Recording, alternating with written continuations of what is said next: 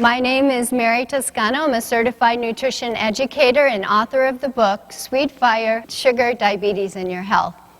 My philosophy is to educate as opposed to telling you what to do. And this is the philosophy I use when raising my daughter. This is Tiana. Tiana actually burst into tears the day I announced I was going to nutrition school. She grabbed her salad dressing, of all things, clutched it against her chest, and started sobbing because she was sure that once I went to nutrition school, it was going to be the end of her favorite foods. But I told her she could eat anything she wanted as long as she had a clear understanding of what it was doing to her body and how it was making her feel and behave. So that means those times when she was bouncing off the walls from eating too much sugar and then crashed on that couch 2 hours later, she'd have to explain what was going on. So she'd say something like, I shouldn't have eaten that cake. My pancreas over-secreted insulin. Now my blood sugar's too low, and that's why I'm irritable, Mom. I'd be like, that's right, sweetie. It was more important to me that she understood what was going on than me telling her what to do. Philosophy works. She's 25 now. She eats better than I do and is much more disciplined about it. So I believe in knowledge because it's knowledge that's going to get us out of this crisis. So let's take a look at what we're going to be learning today. First thing is we're going to get very clear on what exactly is sugar so that we're all on the same page. Then we'll take a look at how the body processes sugar, and then I'm going to show you a simple label trick that's going to have a huge impact on your life without you changing a thing. Okay? What exactly is sugar? In order to understand that, let's take a step back and look at, well, what is food? And all foods are composed of macronutrients, micronutrients, and water. The micronutrients are vitamins, minerals, enzymes, nutrients that haven't even been discovered yet. They are still discovering nutrients that are present in whole foods. The macronutrients are proteins, fats, and carbohydrates. Now, here's a simple but profound thought. Not only is all food composed of macronutrients, micronutrients, and water, all of us humans are composed of macronutrients, micronutrients, and water. So we are literally woven from the materials of the earth. And food provided by the earth comes in this perfect blend of nutrients that specifically work well with the human body in ways we are still trying to understand. And this is a thought we're going to come back to again and again, and that is the perfection of nature. But right now, we're going to take a closer look at carbohydrates because that's what sugar is. So carbohydrates are basically broken up into two groups, simple and complex. Now, here's the big aha.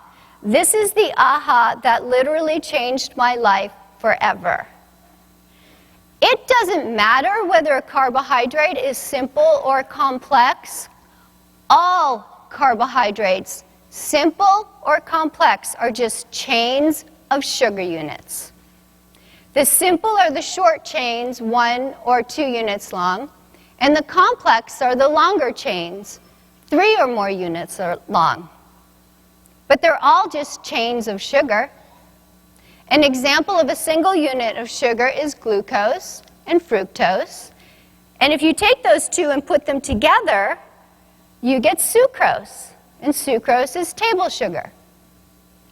An example of a complex carbohydrate is starch. And all starch is a chain of glucose molecules that can be many thousands of units long. The simple carbohydrates are referred to as sugars, and this is where it gets misleading. Because the complex are sugars too, it's just a longer chain.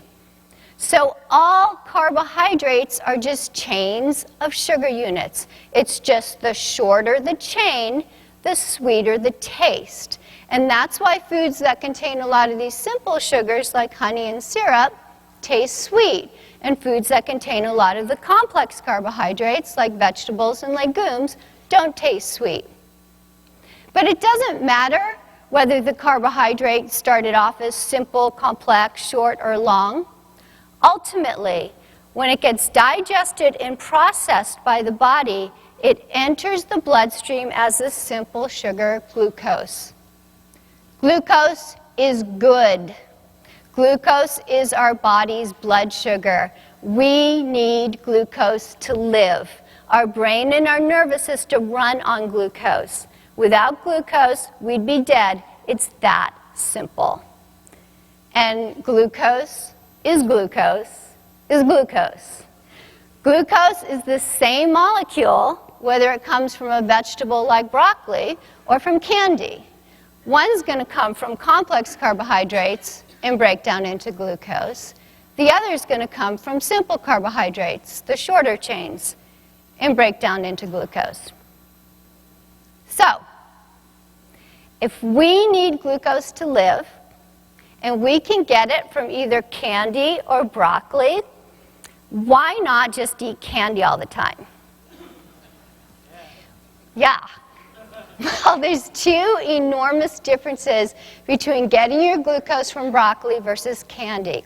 And the first has to do with how fast that glucose enters the bloodstream. Foods that contain a lot of complex carbohydrates, like broccoli and other vegetables, also come packaged with fiber, fat, and protein. And all three of those nutrients will slow down how fast that glucose enters the bloodstream. So when you eat the broccoli, the glucose comes in nice and slow. Candy comes with nothing to slow it down. So the sugar just gets dumped and enters the bloodstream immediately. So that's the first difference. Broccoli slow, candy fast. The second has to do with nutrient stores. And in order to understand that, let's first take a step back and talk about the difference between whole versus processed foods. So a whole food is food from nature, like this apple.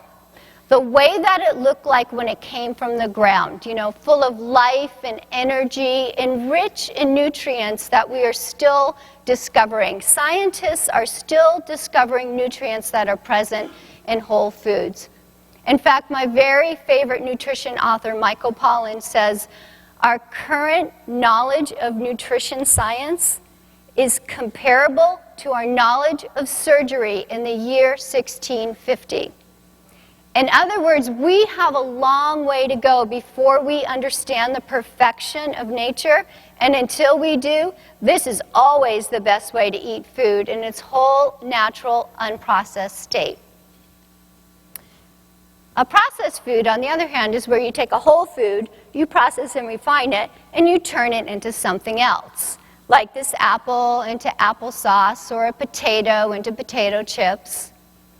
The processed food is not the same as the whole food anymore. A lot of the nutrients have either been taken out or destroyed during the process. In fact, the more a food is processed, the more nutrients are destroyed.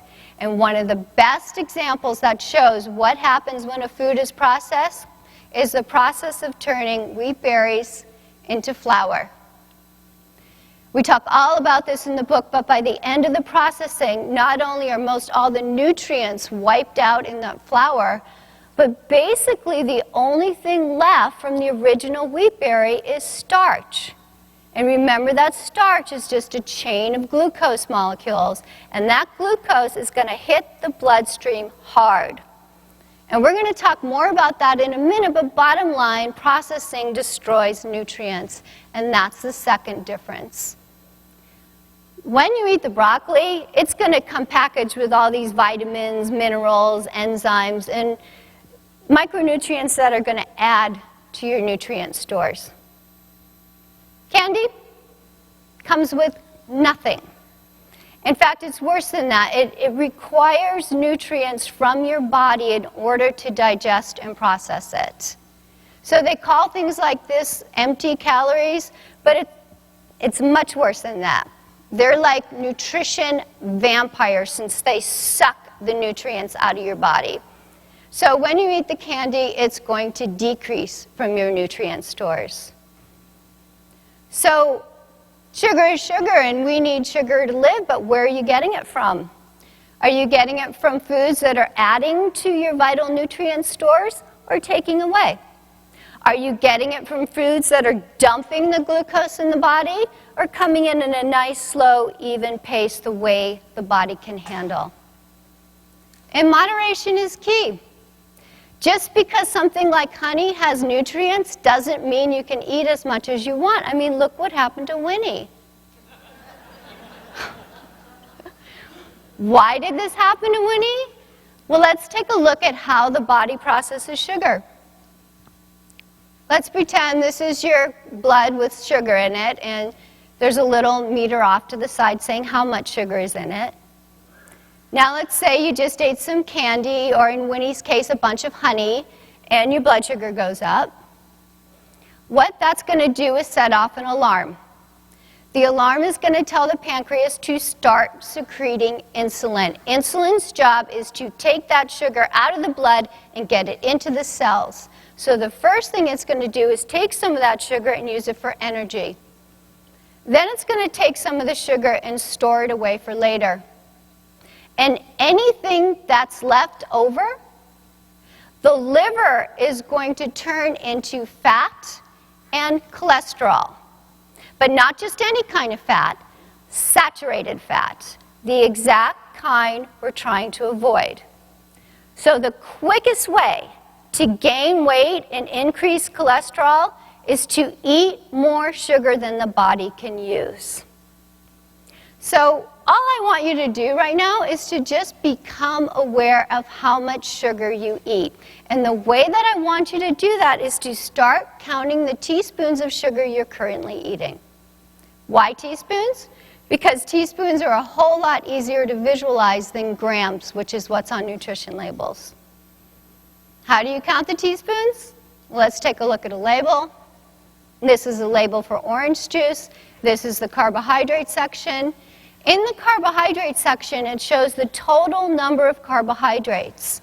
And then it subdivides it into how much of that total is fiber and how much are the simple carbohydrates referred to as sugars. Fiber is technically a carbohydrate because it's a chain of sugar molecules, but our bodies can't break it down. So it is the only carbohydrate that doesn't put sugar in the blood. In fact, it slows down those sugars which are coming in fast. So even though we know all carbs in the total, except for the fiber, will eventually turn to sugar, we want the ones that come in fast. So we're going to focus in on that sugars number.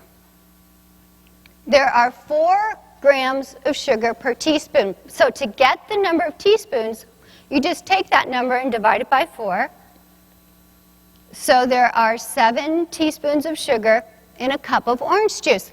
Now that's all I want you to do. I want you to look at any label. I want you to zoom in on that sugars number, and I want you to divide it by 4 to get the teaspoons. Do this for any food unless the food is made out of flour. Now remember, flour's been so processed that the only thing left from the original wheat berry is starch. And remember that starch is just a chain of glucose molecules that comes apart as soon as it hits your tongue. So when I look at that cup of flour, I only see a cup of glucose. And that glucose hits the bloodstream hard. So let's take a look at something I used to eat every day, which is a plain bagel, which is basically flour in the water. Looking at the label, we see it's very deceiving because it shows very little sugars. Yet we know sugar is being dumped into the bloodstream from all that starch. But all that starch is hiding in the total carbohydrate number. And all that starch will hit the bloodstream faster than if you ate plain table sugar. So when looking at labels and the first ingredient is flour, use the total carbohydrate number to get the teaspoons. So in this case, 48 divided by 4 means every morning I was dumping 12 teaspoons of sugar into my blood. Now you combine that with the orange juice, that is a huge hit of sugar. So just start counting. And if nothing else, count breakfast. We already know the bagel and orange juice are close to 20 teaspoons of sugar. All your breakfast cereals, even Raisin Bran, has a ton of sugar when you start counting the flour. Toast made out of flour, waffles, pancakes, even without any syrup, donuts. Do you see how the typical American breakfast just drenches the body in sugar? Yet you want to know the thing that people are most concerned about is what sweetener should they put in their coffee? Do you see that that is the least of their worries?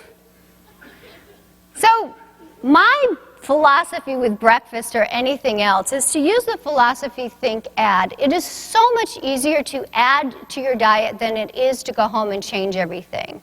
And the idea is the more good things you add, the more the bad stuff just falls off the edge and it happens without you even thinking about it. And of course, one of the best things to add to your diet is anything from the produce department. Anything in its whole, natural, unprocessed state. So when buying food, look at it. Think about how it looked like when it came from the ground, and then try to get the version closest to it, the least processed version. And of course, a really good thing to add as far as blood sugar control is protein. And a really easy way to do that is with eggs. And to those eggs, you can add some fresh spinach or tomatoes. So think add. It's a really easy strategy. And that was my main focus when writing, was to make the book easy. I would actually take a step back and pretend I was explaining it to my mother. You know, would my mother understand? Because otherwise you got people like my grandmother who continue to eat the same way despite the complications she was experiencing from her diabetes. She had no idea she had any control over it. Then you get the relatives that are looking on helplessly, afraid of getting diabetes themselves, with good reason. I had one woman come up to me and say, you know, I went to my mother's doctor's appointment to try to help her understand, and I left that appointment thinking, who am I kidding? I don't understand either. And then I have the doctors pulling me aside saying, you know, these are the hardest concepts for me to teach my patients simply. So it was really important that the book be easy. And that is the #1 comment that I get from everyone and on Amazon. But I think my very favorite comment is, I feel so smart now. Because knowledge is power. So SweetFire takes all the confusing, disjointed pieces of the blood sugar puzzle and puts them together in a way that's simple and easy to read, so you can come up to speed fast. And I've been so grateful that I've been able to teach my daughter early, who is predisposed to getting diabetes. So it is vital that we pass this information on to our family and friends, because I believe, you know, to my core, that we can outsmart diabetes, obesity, heart disease. So if you're like me and you value knowledge and you value information that's presented simply and clearly and gets to the point, then you're going to love this book.